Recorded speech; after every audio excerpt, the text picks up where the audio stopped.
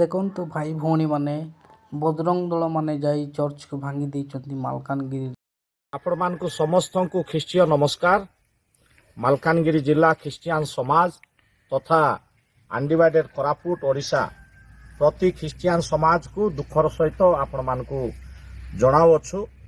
ଗତକାଲି ମଧ୍ୟରାତ୍ରିରେ ଗୁମା ବ୍ଲକ ନିକଟସ୍ଥ ଗଟିଗୁଡ଼ା ନାଲିଗୁଡ଼ା ଗ୍ରାମ ନିକଟସ୍ଥ ଗଟିଗୁଡ଼ାରେ ଏକ ଅଭାବନୀୟ ଦୃଶ୍ୟ ଘଟଣା ଏଠି ଘଟିଯାଇଛି, ଯାହାକି ଆମମାନଙ୍କୁ କହିବା ପାଇଁ ମଧ୍ୟ ଭାଷା ମିଳୁନାହିଁ।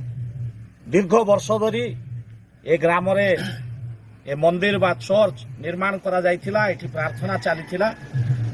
ଗତ ରାତିରେ ଦୁର୍ବୃତ୍ତମାନେ ଆସି ଯୋଜନାବଦ୍ଧ ଭାବରେ ଆଗରୁ ସେମାନେ ଏହାକୁ ଯୋଜନା କରି ଆସିକି ସଂଘବଦ୍ଧ ଭାବରେ ଆମର ଏଇ ଭବ୍ୟ ମନ୍ଦିରକୁ ଭବ୍ୟ ଚର୍ଚ୍ଚକୁ ସମ୍ପୂର୍ଣ୍ଣ ଭାବରେ ଚକନାଚୁର କରିଦେଇଛନ୍ତି, ସମ୍ପୂର୍ଣ୍ଣ ଭାବରେ ଏହାକୁ ଭାଙ୍ଗି ଦେଇଛନ୍ତି।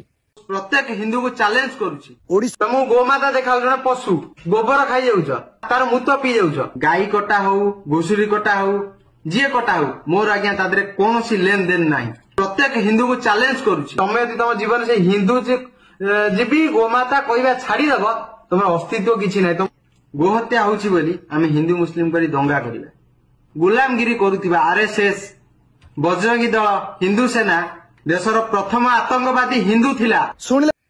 आमे एहाकु मालकानगिरी जिला ख्रीष्टियान समाज तरफरु तत्संगे संगे कुड़मुल गुमा अंचलर बुद्धिजीवी महल रे आमर ख्रीष्टीय समाज तरफरु दृढ़ भाव याकु आम माने निंदा करुचु।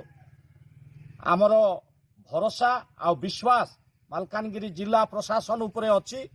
आउ वर्तमान आम माने जे माने एई कांड घटाइछंती सेमानक विषय एक लिखित मेमोरांडम स्थानीय थाना भारप्राप्त अधिकारी ऑफिसर को आम माने दौछु।